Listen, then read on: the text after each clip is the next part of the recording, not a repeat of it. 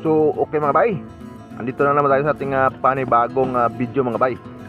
So ngayong araw ay gagawa tayo ng shawarma. So andito pa rin tayo sa Jinsan Oval Plaza mga bay. So ngayong araw ay yung kanilang opening program ng Kalilangan Festival 2024. So kung nakikita ninyo na meron tayong 10 kilos na karne ng baka. So gagawin natin dito is slicein natin to ng manipis dahil pagkatapos ay marinate natin para magiging ating shawarma. So napaka-basic lang yung gawin natin dito mga bay. Wala hindi yung daming mga tawag nito. Daming mga lamas. So dito napaka-simple lang para medyo madali. So yan no.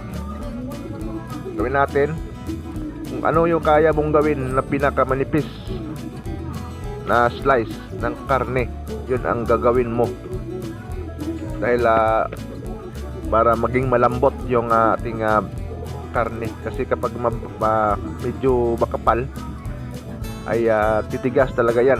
So mayroon tayong gagawin mamaya para mas tawag nito, mas malambot yung resulta ng ating beef.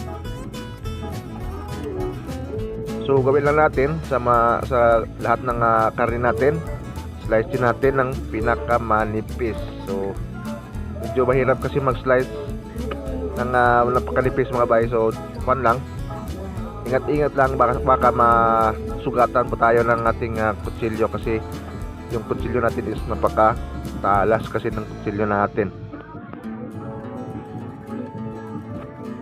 So pagkatapos niya, nakaprepare tayo ng ating next steps, yung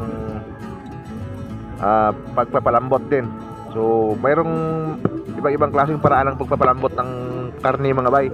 So yung iba gumagamit ng baking soda. So tayo normal lang po yung ating procedure dito. Yung kasi kapag hindi ka marunong gumamit ng baking soda, baka papait yan mga bay. So ito yung ating next procedure mga bay. Yan yung diskarte natin.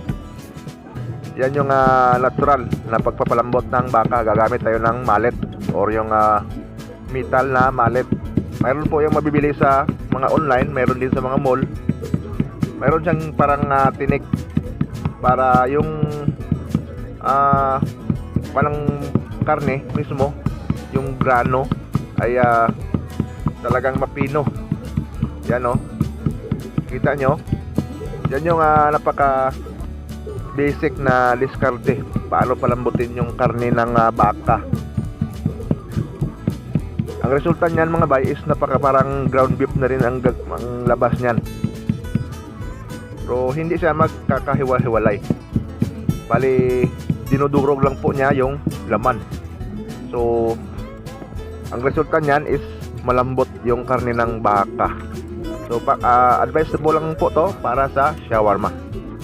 So yan yung mayroon tayong soy sauce at siyempre yung ating oyster sauce. So napaka-basic ng ating ginagamit na mga sangkap dito mga bay.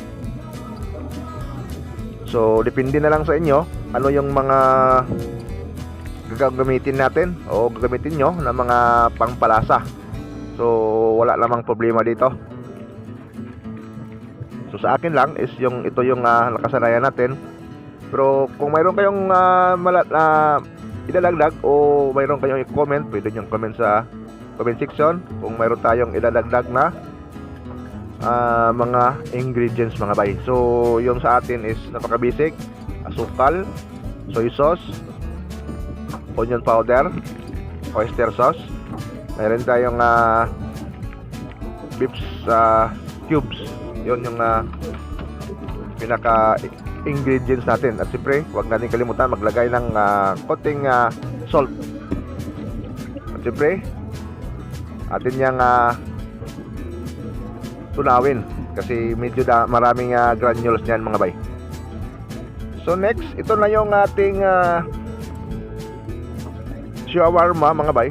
Meron na tayong atin ng tinutuhog, yung ating beef shawarma. So pure beef po yung shawarma natin mga bay.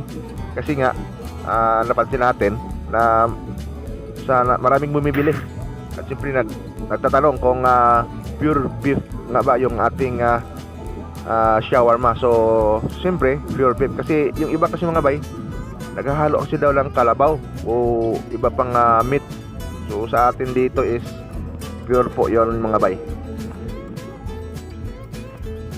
So sa diskarte ng ating pagtuhog, so basic pa naman talaga ito. Hindi pa tayo talaga expert mga bay ha sa mga ganitong style. So maraming paraan na pangtuhog mga bay.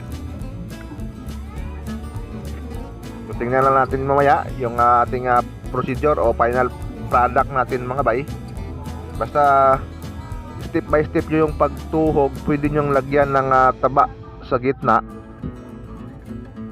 At siyempre mayroon ding taba sa itaas kasi para maganda tingnan. Kasi yung taba is yung nagmo-moist ng meat. Pero ito sa atin dito ngayon mga bay, parang hindi kasi tayo nakakuha ng maraming taba. Medyo konti lang yung stocks ng taba. Kasi binigyan tayo ng taba ng tindahan o yun ng meat stand frozen. So hindi natin malaman kasi mayroon time na parang sira na yung karne o yung taba. So ang resulta is mangamoy yan sa mangamoy. So pangit kung tingnan kung pangit kung ilagay natin na umaamoy na yung taba. Kasi yung taba kasi ang sensitive sa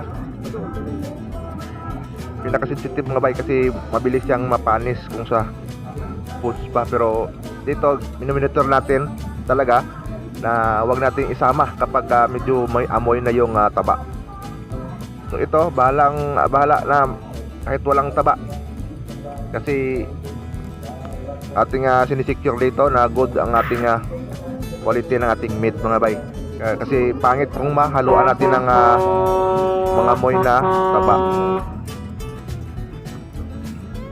So ito na yung 10 kilos natin mga bay na beef shawarma na tinuhog natin.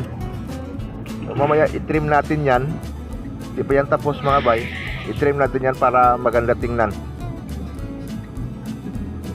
So yan yung nilagay natin na taba. So beware kayo sa taba mga bay. Dapat amoyin nyo bago nyo bilhin. Kasi maraming parang sira na taba ibinibinta pa rin ng mga meat stand. So yan yung disadvantage. So mas maganda kapag bagong katay talaga, hindi pa napasok sa freezer, malalaman natin kung good yung taba na ilalagay natin. So yan sulit na sulit yung kwan, walang taba sa gitna pero dapat mayroong taba mga bay. So yan yung final product natin mga bay. Tingnan natin. Yan. So huwag niyong kalimutan mga bay, mag-subscribe sa ating YouTube channel GCboy TV. So marami pa tayong ipapakita sa inyo dito sa Jensen Oval Plaza.